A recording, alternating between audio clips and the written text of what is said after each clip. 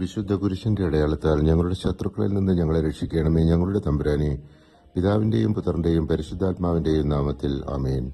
വിശുദ്ധ ലൂക്ക അധ്യായം 13 യേശു മാനസാന്തരത്തിന്റെ ആവശ്യകത, ഫലം തരാത്ത അത്തിവൃക്ഷത്തിന്റെ ഉപമ, ശാപത്തിൽ രോഗശാന്തി, ദൈവരാജ്യത്തിന്റെ വളർച്ച, ഇടുങ്ങിയ വാതിൽ വഴി പ്രവേശനം, ജെറുസലേമിന്റെ ദുഃഖകരമായ വിധി എന്നിവയെക്കുറിച്ച് പഠിപ്പിക്കുന്നു.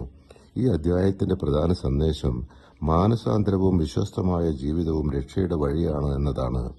ഗലീലക്കാരുടെ മരണവും ശിലോഹാമിലെ ഗോപുരം വീണ് മരിച്ചവരുടെ സംഭവവും ഉദാഹരിച്ച് യേശു എല്ലാവർക്കും വേണ്ട മാനസാന്തരത്തിന്റെ ആവശ്യകതയെ ഓർമ്മിപ്പിക്കുന്നു. ഫലം തരാത്ത അത്തിവൃക്ഷം വെട്ടിക്കളയാൻ ഉടമ തീരുമാനിച്ചപ്പോൾ തോട്ടക്കാരൻ ഒരു വർഷം കൂടി അവസരം ചോദിച്ചു. ഇതിലെ സന്ദേശം ദൈവം ക്ഷമിക്കുന്നു, പക്ഷേ ഫലം തരാത്ത ജീവിതം അവസാനിക്കുമെന്നതാണ്. 18 വർഷമായി കൂനുണ്ടായിരുന്ന ഒരു സ്ത്രീയെ യേശു ശാപത്തിൽ സൗഖ്യമാക്കി.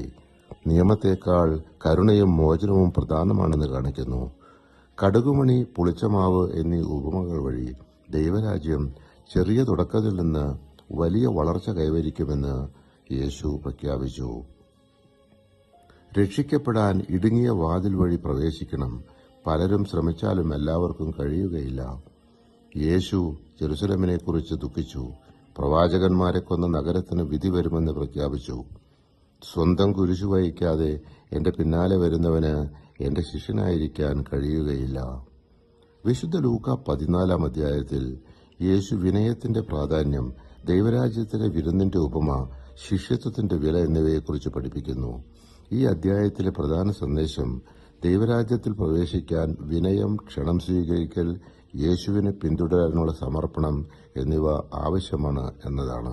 പരിശുദ്ധാത്മാവെ, തിരുവചനത്തിന്റെ അനന്തശക്തിയാൽ ആത്മാവിന്റെ ബലങ്ങളും ദാനങ്ങളും നൽകി തീഷ്ണതയാൽ ഞങ്ങളെ ജ്വലിപ്പിക്കണമേ. ആമേൻ.